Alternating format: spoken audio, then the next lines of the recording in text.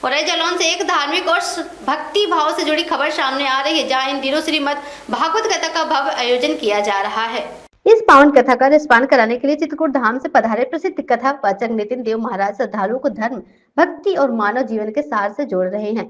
इस आयोजन को दरदया परिवार द्वारा श्रद्धा और भक्ति भाव के साथ संपन्न कराया जा रहा है, जिससे बड़ी संख्या में श्रद्धालु पहुंचकर कथा का लाभ ले रहे हैं। कथा के दौरान भगवान श्री कृष्ण की लीलाओं, धर्म के महत्व और जीवन जीने की सच्ची राह पर प्रकाश डाला जा रहा है, जिससे पूरा वातावरण भक्तिमय हो गया। स्थानीय लोगों में इस धार्मिक आयोजन को लेकर खास उत्साह देखने को मिल रहा है और प्रतिदिन बड़ी संख्या में लोग कथा सुनने पहुंच रहे हैं। को भी ध्यान रखना चाहिए कि हम अपने बच्चों को शिक्षा के साथ साथ संस्कार से भी जोड़ें, और संस्कार से जोड़ने का माध्यम यही है कि हमारी जो कथाएं हैं, सत्संग है, भजन है, इनसे जोड़ना, कथा से जोड़ना। बस अपने आप धीरे धीरे सत्संग से व्यक्ति जुड़ेगा तो धर्म से जुड़ेगा, इसमें निश्चित बच्चे का भी और माता पिता सबका कल्याण होगा और वो धर्म के अनुसार जीवन बच्चा अपने आप जिएगा।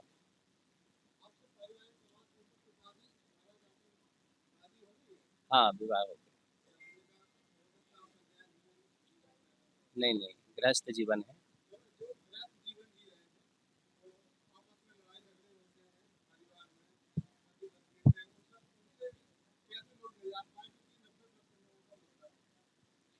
देखिए, हमने अभी कहा आपसे कि हमारे शास्त्रों में भी कहा गया है कि धन्यो गृहस्थ आश्रमः।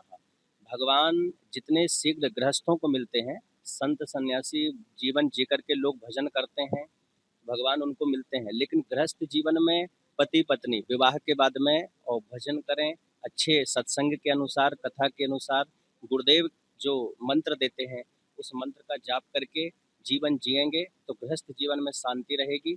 जब भक्ति रहेगी तो शांति अपने आप रहेगी। तो आज हम सत्संग से दूर हैं धीरे धीरे, तो इसलिए शांति और जो जीवन में आनंद मिलना चाहिए वो नहीं मिल पाता। इसलिए गृहस्थ आश्रम हमारे शास्त्रों में धन्य कहा है।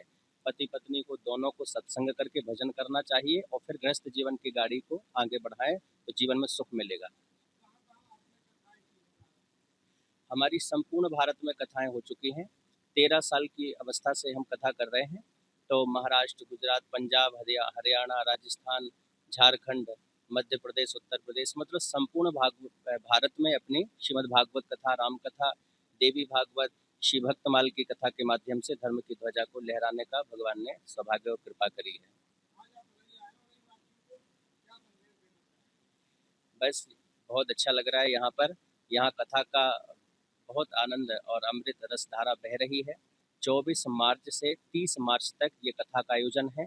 कथा का समय 3 बजे से 7 बजे का है और उरईवासी यहाँ तो बहुत अच्छे समय में नवरात्रि में कथा प्रारंभ हुई है, तो खूब अधिक से अधिक संख्या में पधारें और कथा का लाभ लें। ये समय में कथा सुनने का अनंत गुना फल मिलता है, तो कथा श्रवण करके अपना जीवन धन्य बनाए उरईवासी अधिक से अधिक संख्या में आकर के।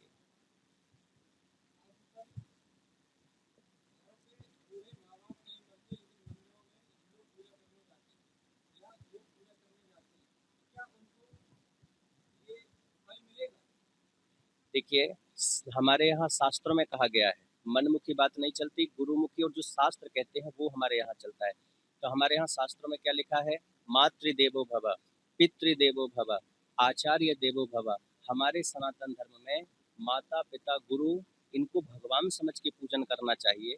तो आपके यहाँ माता पिता भूखे प्यासे बैठे हैं और आप बाहर जाकर के खूब जल पिला रहे हो, तो ये पूजा आपकी अधूरी है।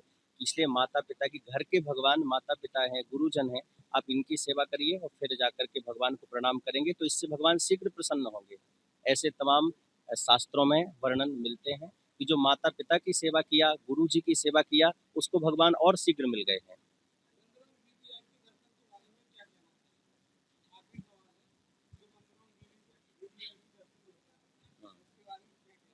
भैया, भगवान के दरबार में तो सब एक जैसे हैं, इसलिए सबको बढ़िया वीआईपी और वीवीआईपी कोई नहीं है। भगवान की नज़र में सब ही वीआईपी है और सब वीवीआईपी है ना? तो सबको समान ही दर्शन मिलना चाहिए।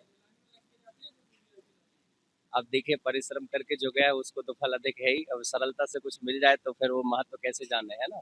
और इसलिए जो लाइन लगा करके अच्छे से गया है उसका वो महत्व भी समझता है, तो दर्शन का लाभ भी उसको अधिक मिलता है, भगवान भी कृपा करते हैं विशेष।